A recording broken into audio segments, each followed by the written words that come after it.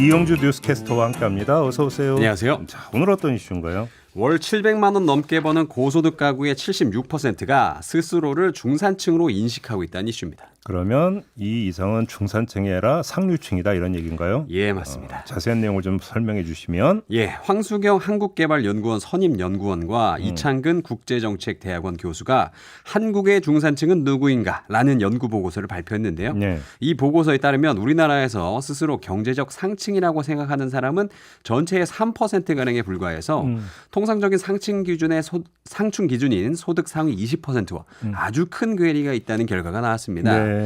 말하자면 경제적 상층에 속하는 사람들의 85%가량은 스스로 중층이나 하층으로 인식하고 있다는 뜻이죠. 그러니까 객관적 상류층과 심리적 상류층이 다르다 이런 얘기죠? 예, 맞습니다. 최근에 글로벌 이민 컨설팅 업체 헨리앤파트너스가 2024년 세계 부자도시 순위를 발표했는데요.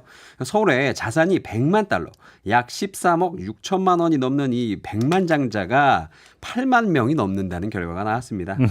이는 세계 19위 수준이었고요. 우리가 부자라고 생각했던 도시 일본 도쿄, 스위스 제네바, 아랍에미리트 두바이보다 백만장자가 더 많았습니다. 근데 여기서는 자산이잖아요. 네. 자산이면 부동산도 포함되는 거잖아요. 예. 집값 비싸잖아요. 그래서 나온 거 아닌가요? 아마 예 그런 것 같습니다. 예. 그래서 서울의 이 백만장자 수는 지난 10년간 28% 증가했다고 하는데요. 어이구, 예, 선전, 항저우, 베이징 같은 이 중국 도시들이 증가율 상위권을 차지했는데 이 같은 기간 도쿄의 백만장자 수는 5%, 런던은 10%가량 줄었다고 합니다. 그래서 서울의 억만장자 수는 20명이나 되고요. 도쿄의 14명보다 많았다고 하는데요.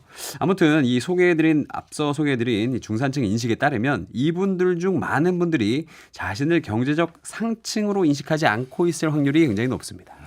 이게 참 집값에서 비롯되는 부분들이 분명히 있는 건데 한편으로는 네. 아무튼 자 그러면 객관적 진짜 중산층들 있잖아요. 네. 그럼 이 사람들은 자신이 어디에 속한다고 생각하는 거예요? 네, 이 상당수의 중산층은요 스스로를 경제적 하층으로 인식하고 있었습니다.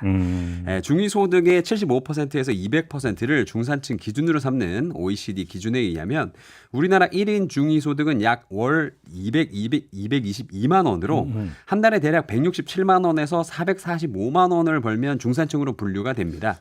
물론 이 폭이 너무 넓기 때문에 잠깐만 이건 좀 네. 아니 167만 원을 벌어도 중산층이라고요? 네, 그렇다고 이건 좀 하는데. 아니지 이거는. 네, OECD가 그랬습니다. 네, 제가 그러니까. 이런 건 아니고요. 네. 네. 아무튼 이렇게 폭이 굉장히 넓잖아요. 네. 그래서 중산층이라고 다 같은 중산층은 또 아닐 겁니다. 그렇죠. 네, 그래서 연구진은요, 한국 특성을 반영해서 사회 경제 계층을 상층, 심리적 비상층, 핵심 중상층, 취약 중산층, 하층 이렇게 5개로 구분을 했습니다. 그렇게 복잡해. 복잡한데요. 네. 아무튼 중산층 위기론이라는 이제 말이 좀 많이 대한민국 사회에서 많이 있었는데 네. 실제로 그게 아니다 이런 얘기잖아요. 네, 그렇죠. 꾸준히 제기되는 중산층 위기론과는 반대로 우리나라 중산층은 2011년 51%에서 2021년 57%로 지난 10년간 꾸준히 늘었다고 합니다. 그런데 이 중 40% 정도는 자신을 하층으로 인식하고 있었다고 합니다. 실제 중산층과 심리적 중산층 간의 괴리가 굉장히 큰데요. 네. 말하자면 우리나라 국민들 대체로 자기 계층을 좀 낮춰보는 경향이 있다. 뭐 이런 얘기죠. 그러면 왜 이런 차이가 발생을 하는 걸까요? 우선 이 소득을 기준으로 삼는 중산층 통계와 실제 사람들이 생각하는 중산층 이미지의 이 사이에 굉장히 큰 차이가 있고요. 네. 부동산 과열로 자산 가치를 중시하는 인식이 강해진 것도 한몫한다 이렇게 보고 있었습니다. 뭐 소득이 아무리 높아도 내 집 없으면 중산층으로 생각 안 하겠죠. 그렇죠. 하층으로 생각하죠. 그러니까요. 예, 저도 예. 그렇고요. 예. 그리고 아까 소개해드린 KDI 보고서에 따르면 소득 상위 10% 이상 계층의 숫자가 크게 줄어든 것으로 나타났는데요. 이 상위 계층의 소득이 줄면서 심리적으로 자신을 중산층으로 여기던 분들이 자신의 경제적 상황에 대해 불만을 가지게 된 경우가 많다는 겁니다. 그럼 중산층 위기라는 인식이 사실은 경제적 상층의 불만에서 비롯된 것일 수도 있다. 이런 네, 얘기가 되는 건가요? 맞습니다. 그런데 문제는 이분들 중에는 이 고학력, 고소득자 비율도 높고요. 관리직, 전문직 비율도 높다 보니까 이 강력한 사회적 발언권이나 문화 권력을 지닌 경우가 많습니다. 때문에 이분들이 이 중산층의 위기를 이제 말하게 되고요. 이는 곧 우리 사회에서 중산층 위기론으로 이어질 개연성이 크다고 보고서는 분석하고 있었습니다. 네. 한마디로 정리를 하면 중산층에 대한 오해가 있었다. 네. 왠지 심했다. 뭐 네. 이런 얘기 되는 거 아니겠습니까? 맞죠. 중산층은요, 우리 사회 경제 성장의 증거이자 동력이며 아울러 민주주의의 발전과 사회 통합의 중요한 토대가 된다고 보고서는 말하고 있었는데요. 네. 그래서 실제로는 상층이지만 자신을 상층으로 인식하지 못하는 그룹의 견해가 이 중산층의 사회적 욕으로 과대 포장될 가능성을 경계해야 한다. 이렇게 또 보고서는 보고 있었습니다. 알겠습니다. 이동훈 님이 댓글 달아주셨는데 네. 고스톱 치고 나면 딴 사람 없다는 거하고 비슷하다.